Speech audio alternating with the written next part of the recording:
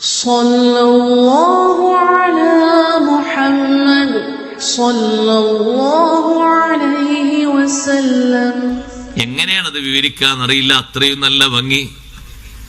ദുനിയാവിലുള്ള ഈ മോഡലും രൂപഭാവമൊന്നും അല്ല, ഒക്കെ മാറി. എല്ലാവരുടെയും രൂപഭാവങ്ങളൊക്കെ മാറി. സ്വർഗത്തിൽ കിടക്കുന്ന ആൾക്കാർക്കൊന്നും താടി ഉണ്ടാവില്ലല്ലോ, ഉണ്ടാവും ഇല്ല. അതുകൊണ്ട് ഇവിടെയും താടി വേണ്ടെന്നല്ല കേട്ടോ, ഇവിടെ താടിയെ ചൊളി കൊല്ലിട്ടു.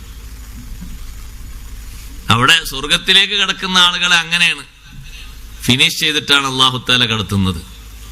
ജുർദുൻ മുർദുൻ മുകഹലൂൻ. സ്വർഗത്തിൽ പ്രവേശിക്കുന്ന ആളുകൾക്ക് അല്ലാഹു തആല കൊടുക്കുന്ന ശാരീരിക ഭംഗിയാണത്. ദുനിയാവിൽ അങ്ങനെ ആയിക്കോട്ടെ തീരുമാനിക്കരുത്. ദുനിയാവില് കഴിവിന്റെ പരമാവധി താടിരോമങ്ങൾ മെച്ചപ്പെട്ട രൂപത്തിൽ വളർത്തണം. ആ രോമങ്ങളിൽ നിന്നൊക്കെ തസ്ബീഹും പ്രതിഫലവും ലഭിക്കും. ഉളു എടുത്തിട്ട് എത്ര രോമം എത്ര നേരം നനഞ്ഞു നിൽക്കുന്നുവോ ആ നനഞ്ഞു നിൽക്കുന്ന അത്രയും നേരം ഇസ്തിഗ്ഫാറുണ്ട്. സഹോദരിമാര് താടിയില്ലാത്തതുകൊണ്ട് പേടിക്കണ്ട. അല്ലാഹു തആല നിങ്ങളുടെ ശരീരത്തിനെ അങ്ങനെയാണ് രൂപപ്പെടുത്തിയത്. പക്ഷേ നീണ്ട മുടിയുണ്ടല്ലോ, മുടി മൊത്തം തടവിക്കോളൂ. അത് ശരി, ഉളു കൊടുക്കുമ്പോ തല മൊത്തം തടവാന്ന് പറഞ്ഞാൽ ആ മുടി മൊത്തം തടവിക്കോട്ടെ, അപ്പോഴും കൂലി കിട്ടുമല്ലോ. ഒരു മേൽഭാഗം മാത്രം തടവിയിട്ട് ഫർള് മാത്രം വിട്ടണം, മൊത്തം തടവിക്കോട്ടെ, ബുദ്ധിമുട്ടൊന്നുമില്ലല്ലോ, മൊത്തം തടവിക്കോട്ടെ. എത്ര രോമങ്ങൾ നനയുന്നുണ്ടോ ആ രോമങ്ങളുടെ ഒക്കെ ഇസ്തിഗ്ഫാർ ലഭിക്കും. ശരീരത്തില് കയ്യിലൊക്കെ ചില ആളുകൾക്ക് നല്ല രോമം ഉണ്ടാകും. അവര് ഉളു കൊടുക്കുമ്പോ എത്ര നേരം വെള്ളം ഇങ്ങനെ അവരെ ശരീരത്തിൽ നിന്ന് ഉണങ്ങാതെ ആ രോമത്തിലൂടെ അങ്ങനെ കെട്ടി നിൽക്കുന്നുണ്ടോ അത്രയും നേരം ഇസ്തിഗ്ഫാറാണ്. ഓരോ രോമങ്ങളിൽ നിന്നും ഇസ്തിഗ്ഫാർ ലഭിക്കുന്നുണ്ട്. അപ്പൊ താടി രോമങ്ങൾ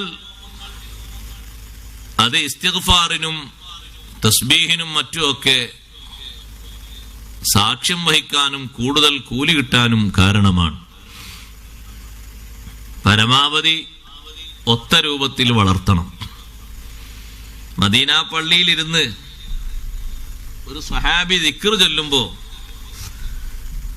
ആ സ്വഹാബിയുടെ താടി ദിക്ർ ചെല്ലുന്നു. താടി ദിക്ർ ചെല്ലാന്ന് പറഞ്ഞാൽ മനസ്സിലായോ? അദ്ദേഹം ദിക്ർ ചെല്ലുമ്പോ അതിനനുസരിച്ച് താടി ഇങ്ങനെ അനങ്ങുന്നുണ്ട്. ദിക്ർ താടിയും ചൊല്ലുന്നുണ്ട് എന്നർത്ഥം. ഇത് കുറച്ച് ദൂരത്തുനിന്ന് നോക്കി കണ്ടപ്പോ നബി സല്ലല്ലാഹു അലൈഹി വസല്ലം സന്തോഷത്തോടെ തങ്ങളൊന്ന് ചിരിച്ചു, ഒന്ന് അദ്ദേഹത്തിന്റെ മുഖത്ത് നോക്കി. അപ്പൊ അദ്ദേഹത്തിന് തോന്നി താടി നീളം കൂടിയത് കൊണ്ട് തങ്ങൾ ചിരിച്ചതാണ് എന്ന്. താടി പറ്റങ്ങോട്ട് കുറ്റിയാക്കി വന്നു.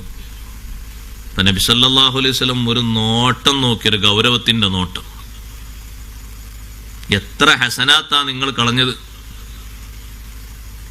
നബിയെ, താടി നീളം കുറച്ച് കൂടിയതുകൊണ്ട് തങ്ങള് ചിരിച്ചപ്പോ എന്റെ താടി കോലക്കേടായോ എന്ന് കരുതിയിട്ട് ഞാനൊന്ന് വെട്ടി ചെറുതാക്കി ചിരിക്കത്. അല്ലല്ല, നിങ്ങൾക്ക് അല്ലാഹു തആല നൽകുന്ന ഹസനാത്തുകൾ നന്മകൾ ആലോചിച്ച് സന്തോഷം കൊണ്ടാണ് നിങ്ങളുടെ മുഖത്തേക്ക് ഞാൻ നോക്കിയത്.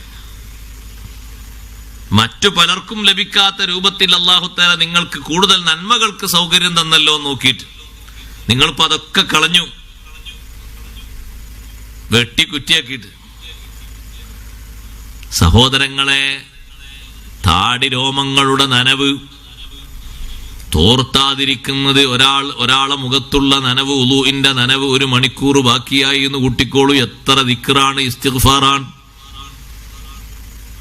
കുളിച്ചു കഴിഞ്ഞാലും തോർത്തുന്നതും കുടയുന്നതും കറാഹത്തല്ലേ? ബുദ്ധിമുട്ടില്ലെങ്കിൽ തോർത്താതിരിക്കലാണല്ലോ സുന്നത്ത്. ചിലർക്ക് ജലദോഷമോ മറ്റോ അങ്ങനെ വല്ല കാരണങ്ങളുണ്ടെങ്കിൽ തോർത്താം. അത് പ്രശ്നമൊന്നുമില്ലാത്ത ആളുകൾ അങ്ങനെ തന്നെ ശരീരത്തിൽ അങ്ങനെ ഉണങ്ങലാ നല്ലത്. അപ്പൊ ഒരു 10-20 മിനിറ്റ് നേരം അത് കിട്ടുമെന്ന് കരുതിക്കോളൂ. ആ സെക്കൻഡുകൾ, ആ സമയങ്ങൾ മുഴുവനും നമുക്ക് നന്മകൾ വർദ്ധിക്കുകയാണ്. ഇസ്തിഗ്ഫാറും തസ്ബീഹും കൂടുതലായി കിട്ടുന്നു. സുബ്ഹാനല്ലാഹ്. അപ്പൊ ഇബാദത്തിന്റെ വലുപ്പം കണ്ട് വലിയ സന്തോഷം ലഭിക്കുകയാണ്. ആഖിറത്തിൽ പ്രതീക്ഷ കൂടുതൽ കിട്ടുകയാണ്. ദുനിയാവിലുള്ള ഈ പ്രവർത്തനം കൊണ്ട് നല്ല മുഖഭംഗി അല്ലാഹു ആഖിറത്തിൽ കൊടുക്കും. ലഖാഹും നളറതൻ വസുറൂറാ, മുഖം കാണാൻ നല്ല ഭംഗിയുണ്ടാകും, ശരീരം മൊത്തത്തിൽ നല്ല ഭംഗിയുണ്ടാകും. സ്വർഗക്കാരുടെ ശരീരത്തിന്റെ ഭംഗി നല്ല ഭംഗിയാണ്. ആണിനും പെണ്ണിനും അല്ലാഹു തആല നല്ല സൗന്ദര്യം നൽകും. വസുറൂറാ, നല്ല സന്തോഷം.